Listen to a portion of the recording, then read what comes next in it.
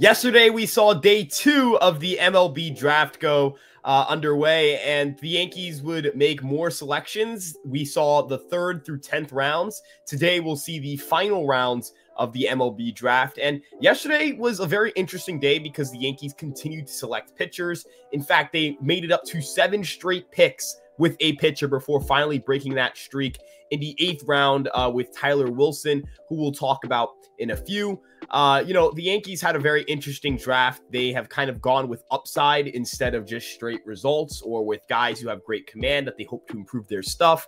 It's a change in philosophy from, some of their more recent drafts where in early rounds, they've gone for command first guys and then drafted their stuff first guys later on. But I like this shift in approach. We'll talk a little bit, about their draft thus far. We'll talk a little about, some of their picks all their picks. But the pick I really want to get to is their 3rd round pick in Thatcher Hurd, their first pick of yesterday.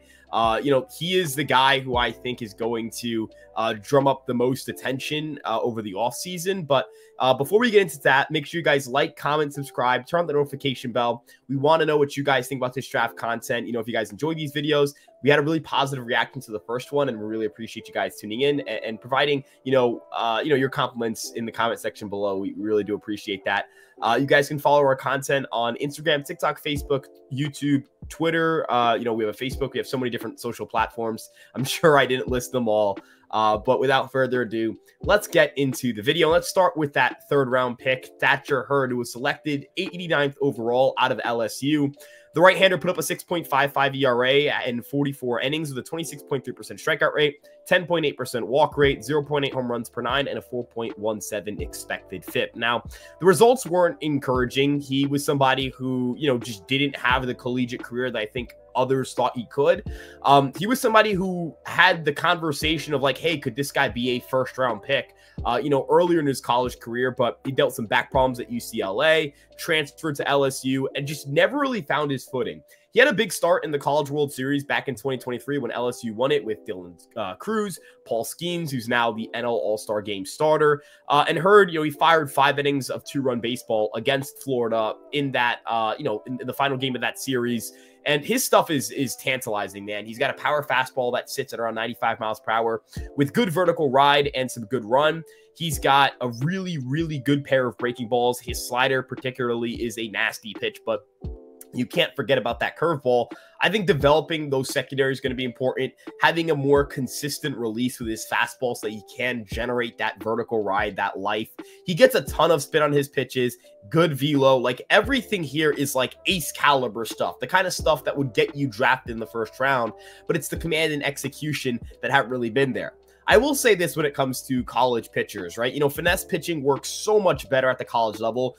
Having good command, not necessarily having great stuff, like that can get you by at that level because you're trying to win games. Development isn't the priority because college coaches don't stick around because of the amount of major leaguers they produce. They stick around because of the amount of wins they have, the winning percentage, that's what gets you paid. I think a great example of this would be, when you look at, a team like, the University of North Carolina or, Duke at the college level, right? Like they don't, in the NBA, you see them produce so many, college basketball players, but, if they're not winning as well, that's always going to come with criticism, right? Like if they don't go deep into the March Madness tournament, if they don't qualify for it, right? Guys get fired and hired off of those things. That's just how the college scene works. It's not a criticism of how college athletics are done. It's just a thing that I think is important to note because minor league baseball is completely different. Winning is a byproduct of good development. So developing a guy is significantly more important than winning that game. And I think that's going to be good for Thatcher Hurd to be in an environment where his development is put first. And the Yankees are a great organization to go to for developing pitching. He gets swings and misses. When he's on, he's on. There are a lot of, college baseball fans who, will tell you when this dude is locked in, he's unhittable. Thatcher Hurd, I really feel like this could be a draft steal. I know I put that on the thumbnail and it's going to look like some clickbaity thing, but I really do think he could be one of the best selections of this draft class if the Yankees are able to harness that command and that control and the consistency in his mechanics. But keep an eye on him, keep tabs on him, as he's someone who has the stuff to really pop as a prospect. Moving on to their 4th round pick, Gage Ziehl out of the University of Miami. He's in the complete opposite spectrum of a guy like Hurd. He actually did have some collegiate success, a 3.87 ERA across 100 innings pitched, 21% strikeout rate, 6.6% walk rate. A command first guy for sure. The velo sits around 93 miles an hour with some solid vertical life. Not as much as Hurd, not as much as Cunningham, not as much as Hess. Like, the fastball isn't going to play at the levels that theirs can when they're going well. But he usually has his command more often than those 3 guys. And, it's good to have a guy who, is a finesse pitcher, because the Yankees do develop stuff well. So, you kind of look at him as somebody who, all right, the stuff is lacking, but the Yankees are good at developing that. The velocity may lack, but the Yankees are good at building that up. Maybe there is a way where he's able to get, closer to 94, 95 with the fastball. And then that fastball becomes more of, instead of like that 40 to 45 grade pitch, it's a 50 to 55 to maybe even 60 grade pitch. The slider is his money pitch. It generates a bunch of whiffs, and he has a cutter and changeup, and I always find that an interesting profile, because cutters are another pitch the Yankees develop really well. They have a cutter, a particular color they like to develop, and they do that well. So I'm really excited to see how he kind of acclimates to the Yankee organization. Since he's already thrown 100 innings this past season, he threw over 90 in his previous year. He's built up, I think, to give you 130, 140 innings at the minor league level next year. And that's a full season's workload. And we're talking about a guy who could potentially give you 130 innings in year 1 as a pro. We're talking about a guy who's going to comfortably get to the innings totals you need for him to be a full-time rotation starter. Although I do view him as more of like a potential back-end guy. I think kind of the comparison I'll use is Brendan Beck when the Yankees selected him in the 2nd round a few years ago. Unfortunately, injuries kind of have done him in. He hasn't been able to stay on the mound consistently. When he's been on the mound, he's been good. It just, he's had a lot of health issues. In Ziehl's case, it's just that same profile of like, he can throw a ton of innings. He's got good command. It's just a question of whether the Yankees can develop the stuff or not, which will come with, whether he's healthy, whether the mechanical changes, whatever the Yankees decide to do, whether that stuff sticks or not, that's out of their hands, right? Like, the Yankees can only provide what he needs to succeed. It's up to him, and of course the prayer that the health sticks together for that stuff to pan out. New York native, could start a season in the high A. I like this pick. Up next, we have Greysen Carter, 5th round pick, number 152 overall out of Vanderbilt. Greysen Carter, he's the least polished player, I think, of this group. Like, of their draft picks right now, the guy who has probably the lowest chance, in my opinion, to have any minor league success is Carter. And I say that because he really doesn't have a secondary pitch. He doesn't have good command. His fastball doesn't have a strong movement profile. But then you ask yourself, okay, why did he get selected in the 5th round then? He doesn't, you don't know if he's a starter. Yeah, I'd argue he's definitely not a starter. Doesn't have a good secondary pitch, and the fastballs have good movement profiles. Well, it's the velo, because the upside here is enormous. He's hit 102 miles an hour. I think there's some readings of 103. This dude throws gas. So I want to put all of the criticisms first, because now we get to talk about the fact he throws ridiculously hard. And I love a pick where you're just picking a guy who does things that you can't teach. You can't teach a guy to throw 102. You can't teach a guy to throw 103. You can teach a guy, to whether it's alternate their grip of their fastball to get more ride, try a new slider grip, work on their mechanics. Like, those are things you can teach. You can't teach 103. So the Yankees have a guy who he has one skill that's well above average. It's the unteachable skill, and the things he needs to work on are teachable skills. So I like this pick from that standpoint. It's a super high upside pick. There's just the chance that, like, he actually can't pitch. Like, he's just straight up not capable of handling the minor leagues at all, and he flames out pretty quickly. He had a 6.58 ERA, a 20.2% strikeout rate, a 16% walk rate. Like, there was nothing here that's like, oh, like, this is good results, or these are good underlying metrics. It's just the fastball velo. And that's, again, totally fine. Like, I just want to emphasize, this could be a flash in the pan. Like, this could be a huge bust pick, like a guy who just doesn't do anything at any level of professional baseball. But that's fine, because the upside here is massive. I view him as somebody who will stick in the bullpen. I think the Yankees will have him try it out as a starter. But, if he's a 100-mile-per-hour guy with, the Yankees can fix maybe the vertical life on his fastball, this is a guy who could fly through the minor leagues. Like if it clicks, if it really clicks, we could be looking at like a major league reliever by like 25, 26 or 26, 27, excuse me. Like that's the kind of prospect we're talking about here. There's a wide range of outcomes, but I like banking on that upside there, especially when we're talking about, again, just outlier velo. That's a trait that you absolutely bank on. Talking about a 6th round pick, going again, complete opposite of the spectrum here with Griffin Herring. Low 90s fastball, great results in college. You know, he's a guy who he had a 1.79 ERA in LSU this past year, 32.7% strikeout rate. There was there was a perception he would go back to LSU, but the Yankees are going to pluck him out of there. And he's got good vertical life, good extension, even though it sits at 91.6 in the fastball. And you know, I think the Yankees develop velo well. If they're able to get him closer to 93 with that extension, like we could be talking about a plus fastball. And again, going from like a below average to average fastball to, oh, this is an above average pitch. That does change kind of the perception of that pitcher and kind of their playability at the major league level. His slider is his best pitch by far. It generates a ton of whiffs. I've seen some people call it a sweeper, but I've seen a lot of public data that suggests it's more of a gyro slider. Maybe he can develop a sweeper, but it's, from my understanding, it's a gyro slider. Like it prioritizes vertical movement and velocity over horizontal movement.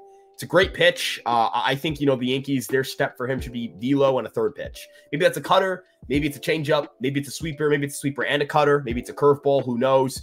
But he's going to need to develop another pitch, and he's going to need to add some more velo to be a starter.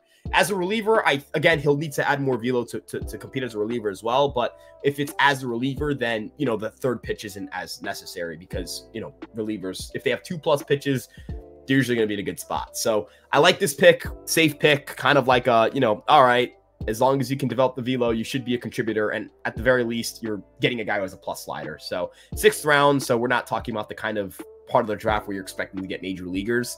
You're kind of just taking lottery tickets and hoping it works.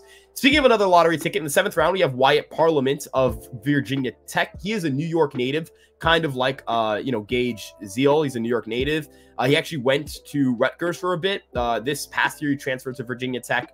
He's got some good life on his fastball, sits 93 miles an hour, lower slot release, tall guy, so it's a funky delivery. Gets around 17 inches of vertical ride. I think it's a plus fastball. It gets a ton of whiffs. I know the ERA was ugly at 7.63, but he punched out 31.2% of batters faced and only walked 6.9% of them, so that's really encouraging to me. The slider is also a good pitch. It's got some two-plane movement, again, released from that funky arm slot. If you can develop a 3rd pitch, you know, this could be a really good selection. I think this is one of my favorite selections. He's only 20 years old. He won't turn 21 until the start of next season. So he'll be one of the younger pitchers, potentially at high A or, you know, a guy in single A who jumps to high A really quickly. He's got the stuff. He's got the funky movement. He's got the extension. Like, he's got the raw tools. It's just a matter of, like, can the Yankees maximize it? Can he control what he's throwing? These are things the Yankees do well. If you have Sam Breen as your director of pitching, you should be giving him high upside guys because you're gonna produce some studs if you do that. Moving on to the 8th round, we finally have a position player, and it's Tyler Wilson out of Grand Canyon University in Arizona. He actually went to Hamilton High School, which is the same high school Brock Selvage went to, who represented the Yankees at the Futures game this past week. Wilson is a Taiwan-born player. There's only one player in Major League Baseball on a 40-man roster that's Taiwanese or born in Taiwan, and he's not even in the major leagues. So, you know, it's a very short list of players to be born in Taiwan and then come over and make it to the majors. So hopefully Wilson can join that list. He has a good feel for the strike zone. He has a really low chase rate, an efficient swing too. He generates a lot of backspin, and that helps him overperform his not great exit velocity numbers. The contact tool also needs some work, but this is a guy who has a very advanced feel for baseball. We're talking about a dude who makes really good swing decisions and has the swing path to generate a lot of backspin. He clearly knows what he's doing at the plate. Like, those are two indicators that this is a guy who can maybe absorb information well, who has a modern feel for the game, who builds his game around a modern approach. The Yankees are really good at developing, you know, kind of exit velo, and they've gotten really good at developing bat-to-ball skills. It's a question of whether Tyler Wilson makes those adjustments or not. He also holds himself well at first base.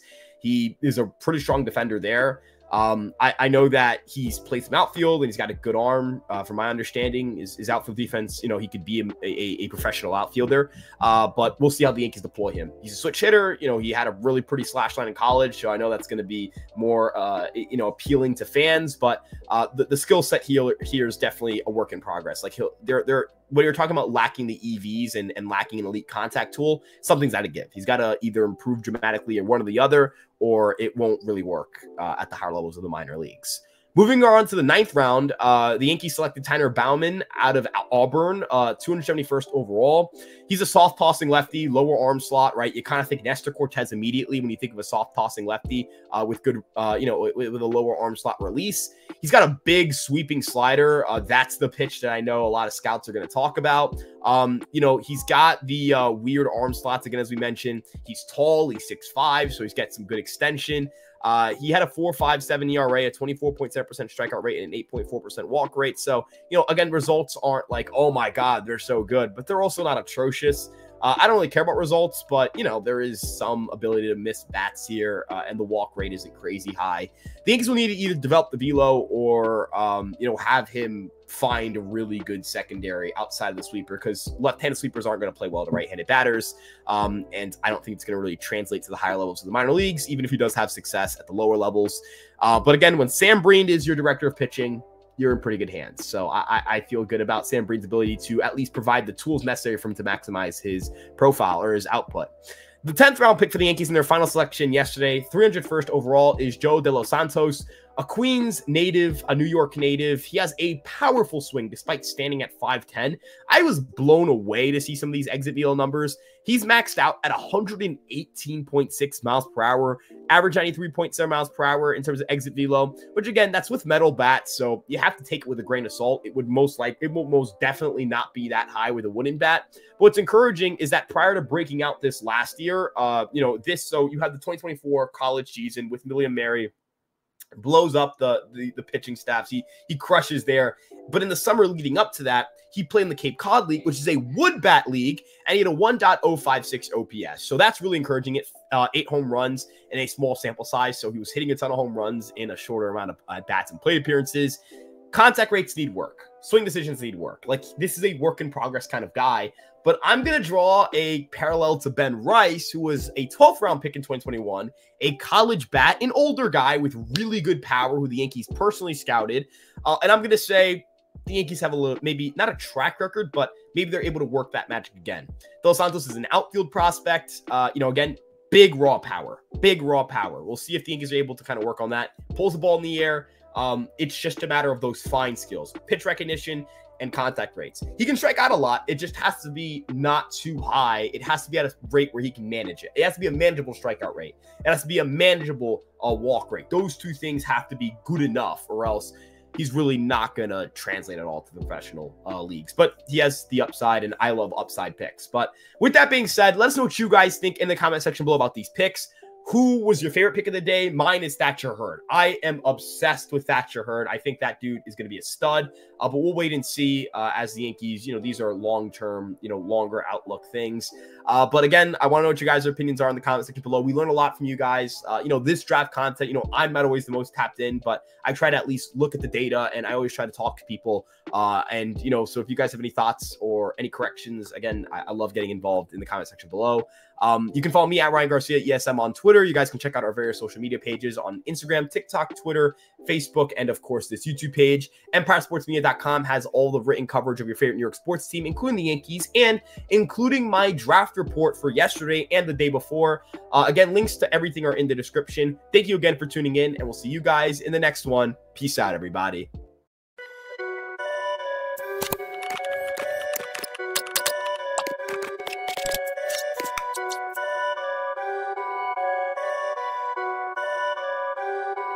Perfect.